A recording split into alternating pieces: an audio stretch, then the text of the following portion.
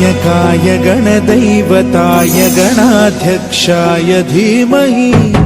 गुणशरीराय गुणमण्डिताय गुणेशानाय धीमहि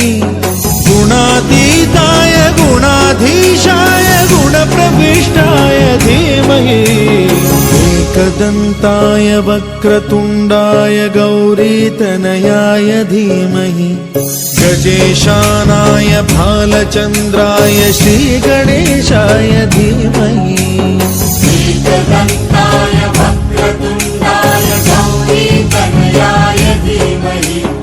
गजेशानाय भालचन्द्राय श्रीगणेशाय धीमहि चतुराय गानप्राणाय गानान्तरात्मने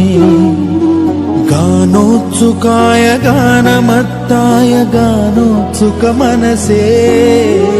गुरुपूजिताय गुरुदैवताय गुरुकुलस्थायिने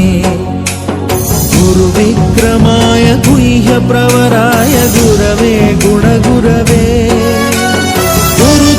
गुरुदैत्यकलक्षेत्रे गुरुधर्मसदाराध्याय गुरुपुत्रपरित्रात्रे गुरुपाखण्डखण्डकाय गीतसाराय गीततत्त्वाय गीतगोत्राय धीमहि गूढगुल्फाय गन्धमत्ताय गोजयप्रदाय धीमहि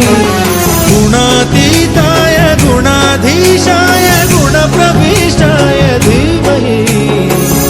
एकदन्ताय वक्रतुण्डाय गौरीतनयाय धीमहि गजेशानाय भालचन्द्राय श्रीगणेशाय धीमहि एकदन्ताय वक्रतुण्डाय गौरीतनयाय